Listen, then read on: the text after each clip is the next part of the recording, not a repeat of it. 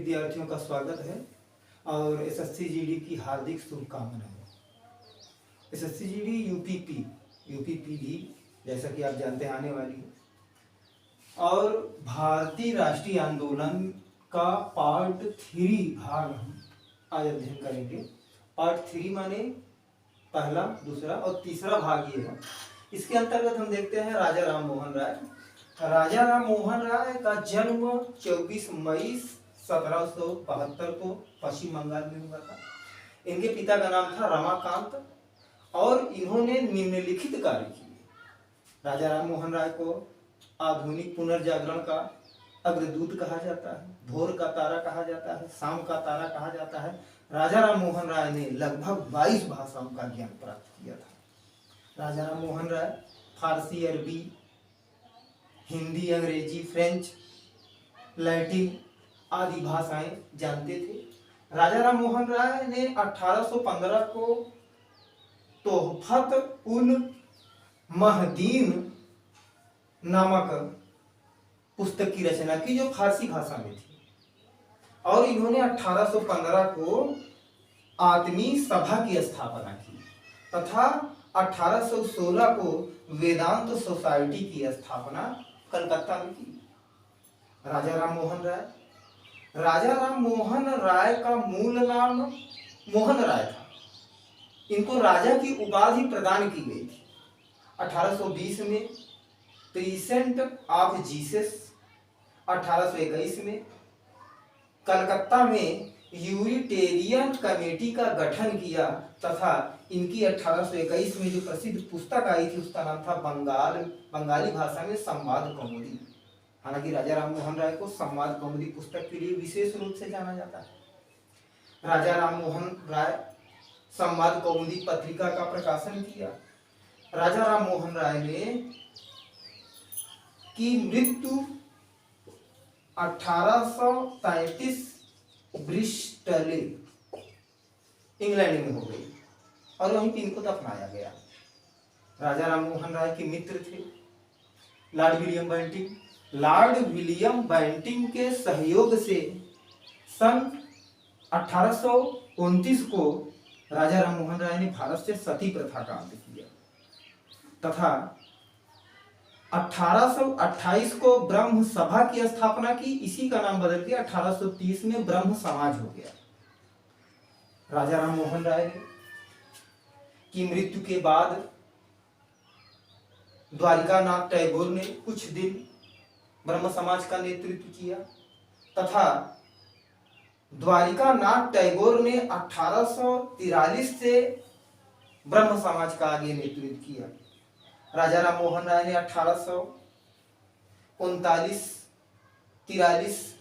1839 को देवेंद्रनाथ टैगोर ने तत्वबोधनी सभा की स्थापना की और 1853 में केशव चंद्र सहयोग भी इस तत्वबोधनी सभा की स्थापना में देवेंद्रनाथ टैगोर का किए थे। देवेंद्रनाथ टैगोर केशव चंद्र सेन मित्र थे। हालांकि केशव चंद्र सेन एक बहुत बड़े समाज सेवी थे। केशव चंद्र सेन का जन्म कलकत्ता में हुआ था। इन्होंने 1865 में बंगाल में 65 ब्रह्म समाज की शाखाएं खोली। इसे आदि ब्रह्म समाज या ब्रह्म समाज के नाम से जाना जाता है। 65 शाखाएं खोली, जबकि आदि ब्रह्म समाज की स्थापना देवेंद्रनाथ टैगोर के सहयोग से इन्होंने की थी।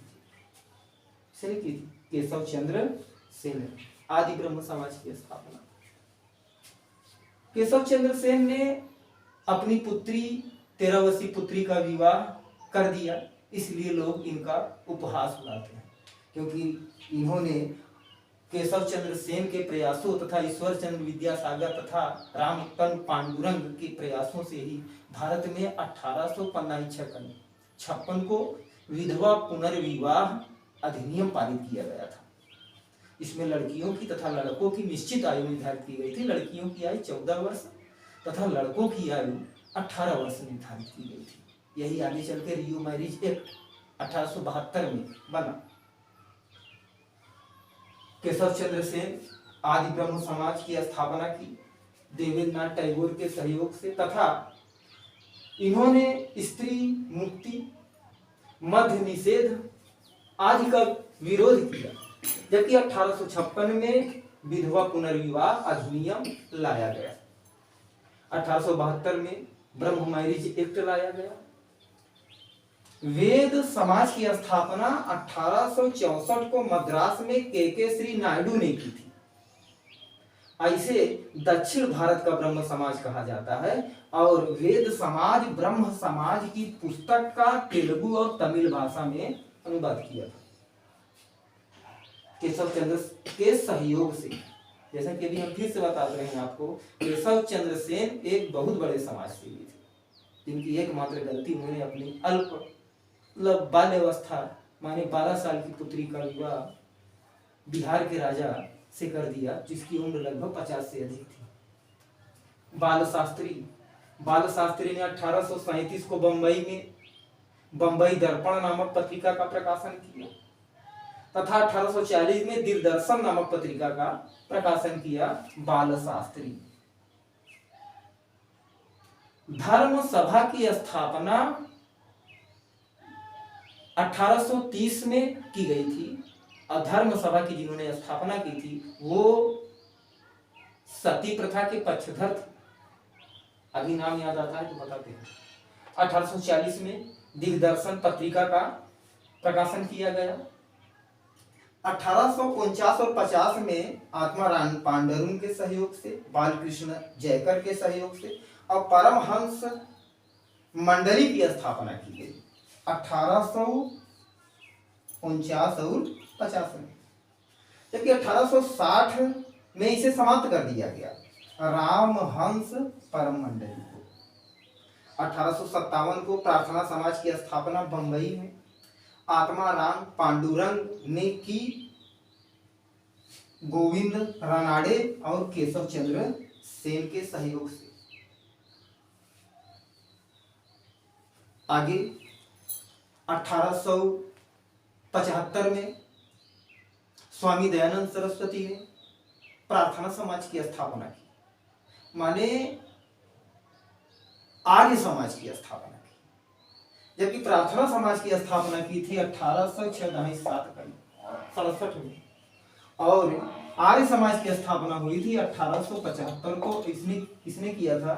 तो जैसा कि अभी हमने बताया और आप जानते भी हैं कि 1875 को स्वामी दयानंद सरस्वती ने आर्य समाज की स्थापना की और कहा वेदों की ओर लौटो, वेदों की ओर लौटो। और अपनी पुस्तक में पहली बार इन्होंने सत्यार्थ प्रकाश, हालांकि स्वामी दयानंद सरस्वती की पुस्तक का नाम था सत्यार्थ प्रकाश, इसमें इन्होंने पहली बार जो है स्वराज्य शब्द का प्रयोग किया। किस शब्द का प्रयोग किया? स्वराज्य शब्द का प्रयोग किया। और 1897 में स्वामी विवेकानंद ने राम कृष्ण मिशन की स्थापना की। स्वामी विवेकानंद के जन्म हुआ था 12 जनवरी सन 1800, जैसा कि आप जानते हैं, 63 को कलकत्ता में। ये कायस्थ परिवार से संबंधित थे।